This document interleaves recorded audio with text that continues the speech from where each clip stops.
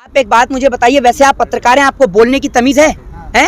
या आप किस तरीके की भाषा का प्रयोग करते हैं? ये लोग मोदी भक्त वो है जिनको देश के डेवलपमेंट से, देश की तरक्की से और देश के अंदर प्रगति से, उन्नति से और देश की एकता, अनेकता और अखंडता से डर लगता है। लोकप्रिय मोदी जी का, विश्वगुरु मोदी जी का बहुत बहुत धन्यवाद। मोदी जी, आप ऐसी महंगाई को बढ़ाते रहिए ताकि हमारे देश पे अफगानिस्तान की तरह कब्जा ना हो पाए। आप भी तो सत्ता का डोंगा चाटते हैं, सत्ता की दलाली का तो आप भी डोंगा चाटते हैं। गुलमंजन तो आप ही उन्हीं का करके ही आते हैं। 1.38 करोड़ लोगों को बिजली फ्री दे दिया योगी। बहुत बढ़िया, बहुत बढ़िया। प्रचार शुरू हो चुका है। घरेलू एलपीजी के दाम में ऐतिहासिक 25 रुपए की वृद्धि पे मोदी जी का, लोकप्रिय मोदी जी का, विश्वगुरु मोदी जी का बहुत बहुत धन्यवाद। मोदी जी, आप ऐसी महंगाई को बढ़ाते रहिए ताकि हमारे देश पे अफगानिस्तान की तरह कब्जा ना हो पाए। तो आप मोदी जी के एलपीजी गैस सिलेंडर पे 25 रुपए दाम बढ़ने पर मोदी जी को बहुत बहुत बधाई, और देश की जनता को भी है बधाई। अंधभक्तों के लिए है, वो अंधभक्त जिन्हें कोई फर्क नहीं पड़ता। और अंधभक्तों की अगर बात आई गई है तो बता दूं, 2014 से अब तक अंधभक्त क्या कहते आए हैं, इन्हों का सिर्फ एक की बात रही है। 2014 में बोलते थे मोदी जी भारत को नंबर 1 भारत बनाएंगे, ठीक है, वो बन नहीं पाया। 2015 में कहने लगे कि अरे करेंगे विकास, थोड़ा सा रुकिए तो जरा, करेंगे विकास, थोड़ा सा रुक जाइए। 2016 में तू एंटी नेशनल है, जो मोदी जी के विरोध में बोले तू एंटी नेशनल है। 2017 में तू पाकिस्तान भाग जा, पाकिस्तान से आप देख ही रहे थे। 2018 में हिंदू खतरे में आ गया है, ठीक है। और 2019 में मोदी नहीं तो कौन, ऑप्शन क्वेश्चन मार्क के साथ में। और 2020 में तू पहले कागज तो ढूंढ ले, और उसके बाद में अब आप खड़े ही हैं अफगानिस्तान। लेकिन आप भक्त की हमेशा बात करते हैं, कौन है भक्त? वो है भक्त, वो है भक्त। कह रहे हैं कि आप किसान के भक्त हैं, उसको मोदी का भक्त कर रहे हैं। किसी हमने कब कहा कि किसान के भक्त हैं? किसान कोई भगवान है जो उसके भक्त होंगे? बताइए। नहीं तो आप डिफिनेशन किसान, एक मिनट सुनिए, भक्त नहीं, सुनिए, किसान हम भी हैं। हमारा और आपका कहीं ना कहीं, जो इस देश में व्यक्ति रोटी खाता है वो भी किसान है। तो भक्त क्या है? भक्त सिर्फ लोग ईश्वर के हैं, भगवान के हैं, अल्लाह के हैं, वाहिगुरु के हैं, जीसस के हैं, समझ रहे हैं? मोदी भक्त क्या? ये जय जवान जय किसान का देश है। मोदी भक्त वो है जिनको देश के डेवलपमेंट से, देश की तरक्की से और देश के अंदर प्रगति से, उन्नति से और देश की एकता, अनेकता और अखंडता से डर लगता हो, जिन्हें इस देश की तरक्की से डर लगता हो, वो अंधभक्त कहलाते हैं। डिफरेंस नहीं है, बस इतना सा डिफरेंस है कि मोदी भक्त जो हैं वो फ्री में काम करते हैं और गोदी मीडिया पैसे लेके काम करती है, बस इतना सा ही डिफरेंस है। बाकी दोनों काम एक ही करते हैं। उनका बस नहीं चल रहा। उन्होंने अगर मोदी जी कल को कुछ चीज निकाल दे तो वो कह देंगे कि भैया ये भी देश हित में, कल को देश बिक रहा है तो वो भी कह रहे हैं देश हित में ही बिक रहा है। तो आप ये समझ लीजिए, इनमें कोई डिफरेंस नहीं है, दोनों एक समान है। जिस तरीके से आप ये देख लीजिए कि कुत्ते के गले में आप पट्टा डाल देते हैं, लेकिन कुत्ता भी आप ये समझिए अपने मालिक के प्रति वफादार रहता है। लेकिन आज ये देश का दुर्भाग्य है कि देश का नमक खाने वाले ये लोग देश के प्रति वफादार नहीं है।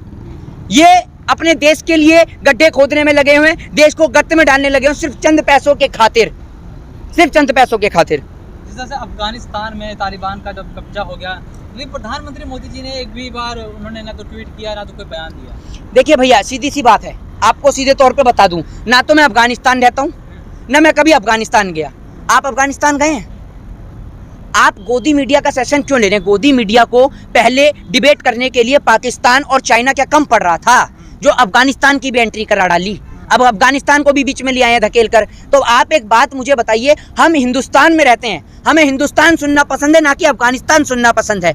अफगानिस्तान पे तालिबान कब्जा करे, अफगानिस्तान पे बराक ओबामा कब्जा करे, अफगानिस्तान पे रसिया कब्जा करे, हमें कोई फर्क नहीं पड़ता। हमें फर्क ये पड़ता है कि अफगानिस्तान में भारत देश के जो मूल नागरिक हैं, भारतीय जो लोग वहां पर फंसे हुए हैं, वो अपने सही सलामत सुरक्षित अपने घर, अपने मुल्क वापसी आ जाएं, यही हमारे लिए है। अफगानिस्तान में 32 लाख करोड़ का निवेश तो भारत ने किया था ना, जिससे समझ लो आप, जिसके साथ ये सटे वो निपट गया।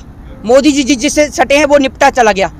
ट्रंप के गले लगे तो ट्रंप की आज आप हालत देख रहे हैं। तो ट्रंप, मुझे लग रहा है ट्रंप ही कल को आके यूं ना कह दे कि गुड़गांव में मुझे यही दे दो, नहीं राम मंदिर का कॉन्ट्रैक्ट ही दे दो मुझे, मैं भी यहाँ खा कमा लूंगा। राम मंदिर का कॉन्ट्रैक्ट ही दिला दो, राम मंदिर ही बना लूंगा, हाँ। या फिर मुझे कोई 2 BHK का फ्लैट दिलवा दो, हाँ। तो कहीं मोदी जी ना कह दें कि विजेंद्र दल्ला आ रहा है भी चाबी लेके घर की, वो दिखाएगा तुम्हें 2 BHK का फ्लैट। जी आते हैं, 5 तारीख को महापंचायत है। हाँ जी, उत्तर प्रदेश में इलेक्शन है, क्या प्रभाव पड़ेगा किसानों का उस इलेक्शन पे, इस पंचायत से? देखिए प्रभाव क्या पड़ेगा ये तो आपको भी पता और हमें भी पता है।